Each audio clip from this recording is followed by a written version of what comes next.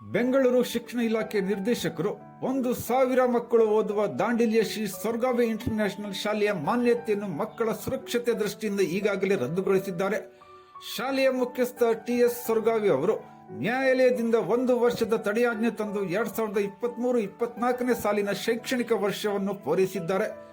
ಈ ತಿಂಗಳ ಕೊನೆಯಲ್ಲಿ ನ್ಯಾಯಾಲಯದ ತಡೆಯಾಜ್ಞೆ ಅವಧಿ ಮುಗಿಯಲಿದ್ದು, ಯಾವುದೇ ಕಾರಣಕ್ಕೂ 2024-25ನೇ ಸಾಲಿನ ಶೈಕ್ಷಣಿಕ ವರ್ಷದಲ್ಲಿ ಶಾಲೆ ನಡೆಸಲು ಅನುಮತಿ ನೀಡಬಾರದು ಹಾಗೂ ಶಾಲೆಯ ಮುಖ್ಯಸ್ಥರ ಮೇಲೆ ಸೂಕ್ತ ಕಾನೂನು ಕ್ರಮ ಜರುಗಿಸಬೇಕೆಂದು ಧಾರವಾಡದ ಶಿಕ್ಷಣ ಇಲಾಖೆ ಆಯುಕ್ತರ ಕಚೇರಿಯ ಆವರಣದಲ್ಲಿ ದಾಂಡೇಲಿಯ ಆದಿಜಾಂಬವಂತ ಸಂಘ ಮತ್ತು ಮಹಾನಾಯಕ ಡಾಕ್ಟರ್ ಬಿ.ಆರ್. ಅಂಬೇಡ್ಕರ್ ಸೇನೆ ಪದಾಧಿಕಾರಿಗಳು ಶುಕ್ರವಾರ ಪ್ರತಿಭಟನೆ ನಡೆಸಿ ಆಯುಕ್ತರಿಗೆ ಮನವಿ ಸಲ್ಲಿಸಿದರು.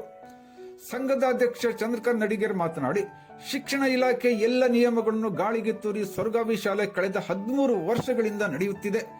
ಈಗ ಶಿರಸಿಯ ಡಿಡಿಪಿಐ ಅವರು ಕೂಡ ಶಾಲೆಯ ಮಾನ್ಯತೆ ರದ್ದುಗೊಳಿಸಿದ್ದಾರೆ. ಶಾಲೆಯ ಕಟ್ಟಡ ಶಿಥಿಲಾವಸ್ಥೆಗೆ ತಲುಪಿರುವುದರಿಂದ ಮಾನ್ಯತೆ ರದ್ದಾಗಿದೆ.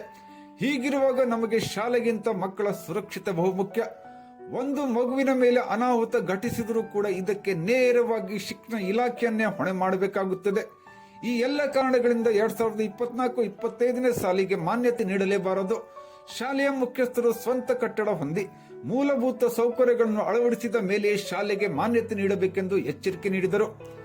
ದಾಂಡೇಲಿ ತಾಲೂಕಿನಲ್ಲಿ ಸಿಬಿಎಸ್ಇ ಎಂಪಿಎಸ್ಸಿ ಸೊರಗಾವಿ ಇಂಟರ್ನ್ಯಾಷನಲ್ ಶಾಲೆಯ ಪ್ರಾರಂಭವಾಗಿದ್ದಂತೂ ಇವತ್ತಿನವರೆಗೂ ಅದು ಇಲ್ಲಿಗಲ್ ಆಗೇ ನಡೀತಾ ಇದೆ ಹೊರತಾಗಿ ಸರ್ಕಾರದ ಯಾವುದೇ ತರಹದ ಕಾಯ್ದೆಗಳನ್ನು ಅಳವಡಿಸಿಕೊಂಡು ಕಾಯ್ದೆಗಳನ್ನ ನಿಯಮಾವಳಿಯನ್ನು ಮಾಡ್ತಾ ಇಲ್ಲ.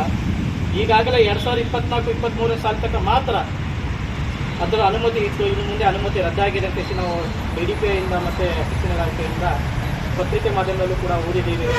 ಎರಡನೇದಾಗಿ ಅವರು ಒಂದು ಸರ್ಕಾರಿ ಕಟ್ಟಡದಲ್ಲಿದ್ದಾರೆ. ಅದು ನಗರಸಭೆಯ ಹಳೆಯ ಒಂದು 70 ವರ್ಷದ ಕಟ್ಟಡ. ಅದು ಆ ಕಟ್ಟಡ ಇವತ್ತು ಬಿಡೋ ಸ್ಥಿತಿಯಲ್ಲಿದೆ.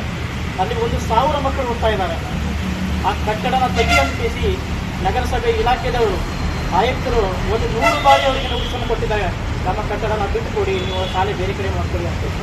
ಇವತ್ತುವರೆಗೂ ಅವರು ಕಾನೂನು ಮೊರೆ ಹೋಗ್ತಾ ಇದ್ದಾರೆ ಹೊರತಾಗಿ ಆ ಬಿಲ್ಡಿಂಗ್ ಖಾಲಿ ಮಾಡಿಕೊಡ್ತಾ ಇಲ್ಲ. ನಾವು ಶಿಕ್ಷಣ ಇಲಾಖೆಗೆ ಇಷ್ಟೇ ಮನವಿ ಪತ್ರ ಮಾಡ್ತಾ ಇದ್ದೀವಿ, ಎಲ್ಲಿವರೆಗೂ ಅವರು ಸ್ವಂತ ಕಟ್ಟಡ ಹೊಂದುವುದಿಲ್ಲೋ ಅಲ್ಲಿವರೆಗೂ ಅವರಿಗೆ ಶಾಲೆಯ ಅನುಮತಿ ನೀಡಬಾರ್ದು. ಯಾಕಂತ ಹೇಳಿದ್ರೆ ಒಂದು ಶಿಕ್ಷಣ ಕಾಯ್ದೆಯಲ್ಲಿ ಒಂದು ಅವಕಾಶಗಳಿರ್ತವೆ. ಯಾರೋ ಒಂದು ಖಾಸಗಿ ಸಂಸ್ಥೆ ನಡೆಸ್ತಾ ಇದ್ದಾರೆ ಅಂತ ಹೇಳಿದ್ರೆ ಅವರಿಗೆ ಪ್ರಥಮವಾಗಿ 2ನೇ ಬಾರಿಗೆ ಅವಕಾಶ ಕೊಡ್ತಾರೆ. ಸ್ವಂತ ಬಿಲ್ಡಿಂಗ್ ಹೊಂದಬೇಕಂತ ಒಂದು ಕಾಯ್ದೆನೇ ಇರುತ್ತೆ. ಮೂಲಭೂತ ಸೌಕರ್ಯಗಳು ಬೇಕಂತ ಒಂದು ಕಾಯ್ದೆ ಇರುತ್ತೆ.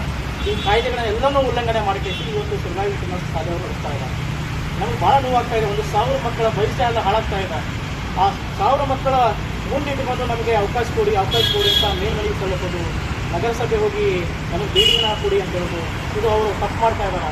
ಇವತ್ತು ಕೋಟಿಗಂಟೆ ದುಡ್ಡು ಮಾಡ್ತಾ ಇದ್ದಾರೆ ಹೊರತಾಗಿ ಅವರು ಸ್ವಂತ ಕಟ್ಟಡ ಹೊಂದ್ತಾ ಇಲ್ಲ, ಸ್ವಂತ ಜಮೀನು ಹೊಂದ್ತಾ ಇಲ್ಲ. ಆದರೆ ಶಿಕ್ಷಣ ಇಲಾಖೆಯವರಿಗೆ ಅನುಮತಿ ಕೊಡ್ತಾ ಇಲ್ಲ. 23-24ನೇ ಸಾಲ ಹಿಂದುಗಡೆ ಅದರ ಅನುಮತಿ ಕೂಡ ರದ್ದಾಗಿತ್ತು. ಅದು ಕೂಡ ನಮ್ಮ ಹತ್ರ ಅದು ಔಟರ್ ಕಾಪಿ ಇದೆ. ಅದನ್ನು ಉಲ್ಲಂಘನೆ ಮಾಡಿಕೇಸಿ 2023-24ನೇ ಸಾಲಿಗೆ ಅನುಮತಿ ಕೊಟ್ಟರು. ಇದು ಕೂಡ ನಮಗೆ ಎಲ್ಲ ಒಂದು ಯೂಸ್ ಆಗುತ್ತೆ. ಯಾಕಂದರೆ ಶಿಕ್ಷಣ ಇಲಾಖೆಯಲ್ಲಿ ಎಷ್ಟೊಂದು ಯಾವ ರೀತಿ ದುಡ್ಡಿನ ವ್ಯವಹಾರ ಆಗ್ತಾ ಇದೆಯೋ ಗೊತ್ತಿಲ್ಲ, ಅಥವಾ ರಾಜಕೀಯ ಪ್ರಭಾವ ನಡೀತಾ ಇದೆಯೋ ಗೊತ್ತಿಲ್ಲ. ಆದರೆ ನಾವು ಇಷ್ಟೇ ಇರ್ತೇವೆ, 1,000 ಮಕ್ಕಳಿಗೆ ಅನ್ಯಾಯ ಆಗ್ತಾ ಇದೆ. ಆ 1000 ಮಕ್ಕಳಿಗೆ ಯಾರು ಒಬ್ಬ ಮಗುಗ ತೊಂದರೆ ಆದರೂ ಕೂಡ ಎಲ್ಲರಿಗೂ ತೊಂದರೆ ಆಗುತ್ತೆ. ಇಡೀ ಶಿಕ್ಷಣ ಇಲಾಖೆಗೆ ತೊಂದರೆ ಆಗುತ್ತೆ. ಆ ಒಂದು ನಿಟ್ಟಿನಿಂದ ಇವತ್ತು ನಾವು ಶಿಕ್ಷಣ ಇಲಾಖೆಯಲ್ಲಿ ಒಂದೇ ಮನವಿ ಮಾಡ್ತಾ ಇದ್ದೀವಿ, ಯಾವುದೇ ಕಾರಣಕ್ಕೂ 2024-25ನೇ ಸಾಲಿಗೆ ಅನುಮತಿ ನೀಡಬಾರದು. ಈ ಸಂದರ್ಭದಲ್ಲಿ ಸಂಘದ ಧಾರವಾಡ ಜಿಲ್ಲಾಧ್ಯಕ್ಷ ಶಿವಕುಮಾರ್ ಕಾಂಬಳೆ, ಶಕೀಲಾ ಬಾನು ಮತ್ತು ಸಂಘದ ಪ್ರಮುಖರು ಉಪಸ್ಥಿತರಿದ್ದರು.